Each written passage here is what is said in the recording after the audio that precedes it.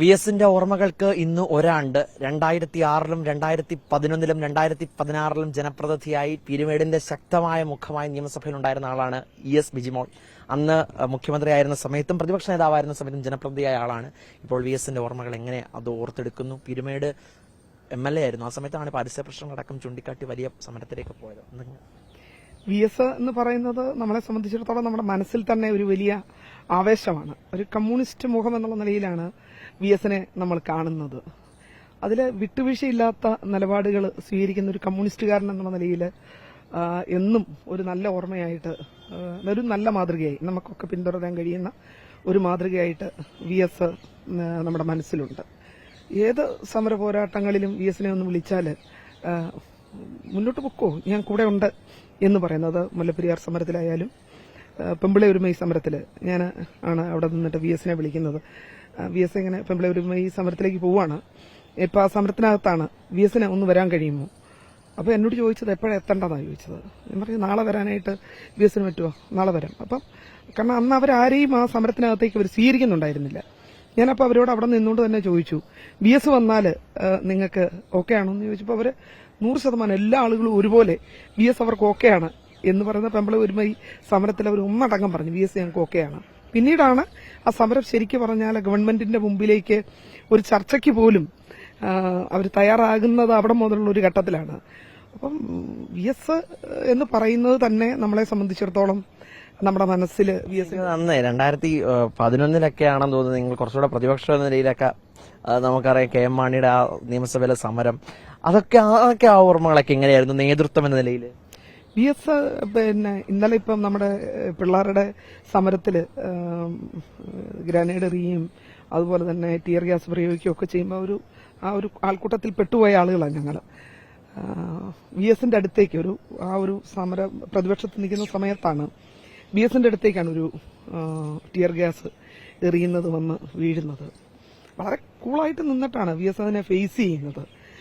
ദേഹാസ്വസ്ഥ ഉണ്ടായി വി എസിനും CDക്കും ഒക്കെ അന്ന് അവർ ഫ്രണ്ട് നിരയിലുണ്ടായിരുന്ന ആളുകൾക്കെല്ലാം തന്നെ പ്രയാസമുണ്ട്. പക്ഷെ അങ്ങനെ എത്ര കൂളായിട്ടാണ് അവർ ആ ഒരു സമരത്തെയൊക്കെ ഫേസ് ചെയ്യുന്നത്. അപ്പം ഞാൻ ഒരു സമരത്തിന്റെ ഒരു ഘട്ടത്തിൽ ഞാൻ വി എസിനോട് ചോദിച്ചു, നമ്മൾ ഈ സമരം നടത്തുമ്പോൾ നമുക്കൊരു ടാർഗറ്റ് ഉണ്ടാകണമല്ലോ. അപ്പോൾ പുള്ളി പറഞ്ഞു നമ്മളൊരു വിട്ടുവീഴ്ചയില്ലാത്തൊരു നിലപാടെടുക്കുകയാണ്.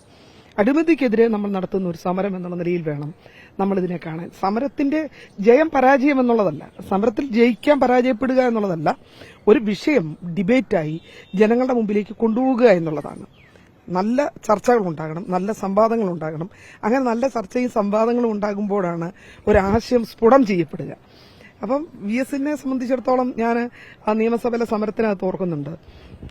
ഞങ്ങൾ മുദ്രാവാക്യം വിളിക്കുമ്പം നമുക്ക് സ്ഥിരമായിട്ട് മുദ്രാവാക്യം വിളിക്കുന്ന ആളുകൾ അന്ന് ഇല്ലാതെ വന്ന ഒരു ദിവസം നിയമസഭയിൽ വി എസ് ആണ് മുദ്രാവാക്യം എഴുതി എന്റെ കയ്യിലാണ് തരുന്നത് വിളിക്കാനായിട്ട്. വിളിച്ചു കൊടുക്ക്. ഈ വി എസിനെ പോലെ പ്രതിപക്ഷ നേതാവിനെ ഇപ്പൊ മിസ് ചെയ്യുന്നുണ്ടോ?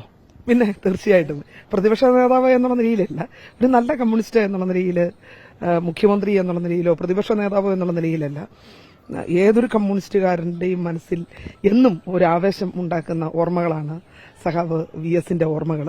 ഞങ്ങൾ ഗവർണറെ കാണാൻ പോയ ഒരു ഫോട്ടോ എന്നും ഞാൻ മനസ്സിൽ സൂക്ഷിക്കാറുണ്ട്. എന്നും അത് നമ്മുടെ ഉള്ളിലുണ്ട്. അപ്പോൾ അതിന്റെ അടിയിൽ വന്നൊരു ക്യാപ്ഷനുണ്ട്. മമ്മൂട്ടിയുടെ സിനിമയിലെ ഒരു ക്യാപ്ഷൻ വെച്ചിട്ടാണ് ആ പടം അവർ കൊടുത്തിരുന്നത്. അപ്പോൾ ശരിക്കും പറഞ്ഞാൽ വി എസ് എന്ന് പറയുന്നത് വേറെ വാക്കുകളൊന്നുമില്ല. അതുപോലൊരു പ്രതിപക്ഷ നേതാവിനെ നിലവിൽ മിസ് ചെയ്യുന്നുണ്ടോ? അങ്ങനെയല്ല, പ്രതിപക്ഷ നേതാവ് എന്നുള്ള നിലയിൽ വി എസിനെ കാണണ്ട. വി എസിനെ ഒരു മുഖ്യമന്ത്രി എന്നുള്ള നിലയിലോ പ്രതിപക്ഷ നേതാവ് എന്നുള്ള നിലയിലോ MLA എന്നുള്ള നിലയിലോ അല്ല. ഞാൻ അതാ പറഞ്ഞേ, ഹിറ്റ്ലർ മാധവും കൂട്ടി പെങ്ങന്മാരെയും കൂട്ടി ഗവർണറെ കാണാൻ പോയിട്ട് വരുന്നു എന്നാണ് ആ ഒരു ഫോട്ടോയുടെ അടിയിൽ വന്നൊരു കമന്റ്. ശരിക്കും പറഞ്ഞാൽ അത്രമാത്രം ഞങ്ങളെയൊക്കെ കെയർ ചെയ്ത ഒരു സഹാബ എന്നുള്ള നിലയിൽ. സമകാലിക രാഷ്ട്രീയത്തിൽ എന്തൊക്കെയാണ് ഒരു എസ് ബിജിമോൾ കുറെ നാളുകളായിട്ട് ഇതിനകത്തില്ല, അപ്പൊ എന്താണ് സമകാലിക രാഷ്ട്രീയത്തിൽ അതുപോലൊരു പ്രതിപക്ഷം ഉയർന്നു പിടിക്കേണ്ട സാഹചര്യം അതിക്രമിച്ചോ? അല്ല, അങ്ങനെ നമ്മളൊരു പ്രതിപക്ഷം എന്നുള്ളത് ഒരു ഗവൺമെന്റ് അധികാരത്തിൽ വന്നിട്ട് 2 മാസമാണ്. നമുക്ക് നിലപാടുകളുണ്ട്, അഭിപ്രായങ്ങളുണ്ട്. മുഖ്യമന്ത്രി തന്നെ പറഞ്ഞല്ലോ, ആ കഴിഞ്ഞ ഗവൺമെന്റിന്റെ ഒരു തുടർച്ചയാണ് ഈ ഗവൺമെന്റ്. പക്ഷെ കഴിഞ്ഞ ഗവൺമെന്റ് തുടർന്നിരുന്ന എല്ലാ നയങ്ങളും ഞങ്ങൾക്ക് തുടരാൻ പറ്റില്ല എന്ന് പറഞ്ഞു. അപ്പം അതിനെന്താണ്? പക്ഷെ അതിൽ ഞങ്ങൾക്ക് തന്നുകൊണ്ടിരുന്നൊരു പെൻഷനുണ്ട്, സ്ത്രീ സുരക്ഷാ പെൻഷൻ വെട്ടിക്കുറച്ചപ്പം കേരള മഹിളാ സംഘത്തിന്റെ മുഖ്യമന്ത്രിയുടെ നല്ല സുഹൃത്തൊക്കെയാണ്. പക്ഷെ അതിൽ നമ്മുടെ നിലപാട് എന്താണ്? സ്ത്രീ സുരക്ഷാ പെൻഷൻ കൊടുക്കണം എന്നുള്ളതാണ്. അപ്പൊ ഞങ്ങൾ ചോദ്യോടെ അടിമുടി തിരുത്തലുകൾ വേണോ ഇനി കുറച്ചൊക്കെ എന്തെങ്കിലുമൊക്കെ തോന്നുന്നുണ്ട്? അപ്പൊ മാറി നിന്ന് ഇപ്പൊ ഒരു 10 വർഷക്കാലം മാറി നിൽക്കുമ്പോൾ ഒരു അടിമുടി തിരുത്തലുകൾ പാർട്ടിക്കും മുന്നണിക്കും ഒക്കെ വേണ്ടെന്ന് തോന്നുന്നുണ്ട്. ഇല്ല, ഇതിനകത്തെ അടിമുടി തിരുത്തലുകളല്ലല്ലോ, നമുക്ക് നിലനിൽക്കുന്ന സംവിധാനങ്ങളെ അത് മെച്ചപ്പെടുത്തി കൊണ്ടുപോകുക എന്നുള്ളതാണ്. അതിനെ ഒന്ന് പെർഫെക്റ്റ് ആക്കുന്നതിന് വേണ്ടി ശ്രമിക്കുക. കാരണം കേരളം ഒരു മോഡലാണ്. ഈ രാജ്യത്തിന്റെ മുമ്പിൽ കേരളം എന്ന് പറയുന്ന ഒരു സംസ്ഥാനം മാതൃകയാണ്. അപ്പോൾ സ്ത്രീകൾക്ക് ഒരു 1000 രൂപ പെൻഷൻ എന്നുള്ളതിനേക്കാൾ ഉപരി ഗ്രാറ്റുവിറ്റി ഇല്ലാത്ത, പെൻഷൻ ഇല്ലാത്ത, ജോലിക്ക് സമയക്ലിപ്തതയില്ലാത്ത, 24 മണിക്കൂറും ജോലി ചെയ്യുന്ന, എന്തൊക്കെ ജോലി ചെയ്യണം എന്ന് ഡിഫൈൻ പോലും ചെയ്യാത്ത, എല്ലാവരുടെയും എല്ലാ ജോലികളും ചെയ്തു കൊടുക്കുന്നവരാണ് കുടുംബിനികളായിട്ടുള്ള അമ്മമാര്. അപ്പം സ്ത്രീകളെ സംബന്ധിച്ചിടത്തോളം ഈ പറയുന്ന യാതൊരുവിധ ആനുകൂല്യങ്ങളും ഇല്ല. പ്രായമായി കഴിഞ്ഞാൽ ചിലപ്പം അങ്ങനെ പോലും ഒരു പരിഗണന ഉണ്ടാവില്ല. അപ്പൊ അതുകൊണ്ടാണ് നമ്മളെപ്പോഴും ആവർത്തിക്കുന്നത്, വി ഡി സതീശൻ സർക്കാരിനെ സംബന്ധിച്ചിടത്തോളം സ്ത്രീ സുരക്ഷാ പെൻഷൻ കാര്യത്തിൽ അദ്ദേഹത്തിന് വലിയ ഒരു അബദ്ധമാണ് സംഭവിച്ചിരിക്കുന്നത്. അത് പുനഃസ്ഥാപിക്കണമെന്നുള്ളതാണ് ഞങ്ങളുടെ ആവശ്യം. സ്ത്രീകൾക്ക് വേണ്ടി സംസാരിക്കുന്ന ES ബിജിമോളെ കുറെ നാളും കൊണ്ട് കേരളത്തിന് മിസ് ചെയ്യുന്നു, അത് പാർട്ടിയിൽ ഒരു അടിച്ചൊതുക്കലാന്നൊക്കെ ഒരു അഭിപ്രായമുണ്ട്, അങ്ങനെയൊക്കെ പറയുന്നു. അത് അവരുടെ മാത്രം അഭിപ്രായമല്ല, ആരുടെ അഭിപ്രായം നമുക്ക് തിരുത്താൻ പറ്റിയല്ലോ. ഓരോരുത്തർക്കും അഭിപ്രായ സ്വാതന്ത്ര്യങ്ങളുണ്ട്. പാർട്ടിയെ സംബന്ധിച്ച് ഞാൻ മഹിളാ സംഘത്തിന്റെ സംസ്ഥാന സെക്രട്ടറിയാണ്. 3 ടേൺ MLA ആയിരുന്നു. പാർട്ടിയുടെ സംസ്ഥാന കൌൺസിൽ മെമ്പറാണ്. ഇതിനപ്പുറത്തേക്ക് എങ്ങനെ ഒരു പാർട്ടി പരിഗണിക്കുക? പരിഗണനയുടെ മാക്സിമത്തിൽ നിൽക്കുന്ന ആളാണ് ഞാൻ. Okay, thank you. ES Bijimol അങ്ങനെ കുറേയധികം നാളുകൾക്ക് ശേഷമാണ് മാധ്യമങ്ങൾക്ക് മുന്നിൽ VSന്റെ ഓർമ്മകൾ പറയുന്നു. ഹിറ്റ്ലർ മാധവൻകുട്ടിക്കൊപ്പം ആ 5 പേർ പോയതുപോലെയാണ് ഗവർണറെ കണ്ടെന്ന് മടങ്ങിയതെന്നുള്ള ഒരു വലിയ ഓർമ്മ കൂടി ഇപ്പോൾ റിപ്പോർട്ടറിനോട് പങ്കുവച്ചിരിക്കുകയാണ്. പാർട്ടിയിൽ തന്നെ ആർക്കും അങ്ങനെ ഒറ്റപ്പെടുത്താൻ കഴിയില്ല, ഇതിനപ്പുറം എന്ത് പരിഗണനയാണ് എന്ന് കൂടി പറയുകയാണ് ES ബിജിമോൾ.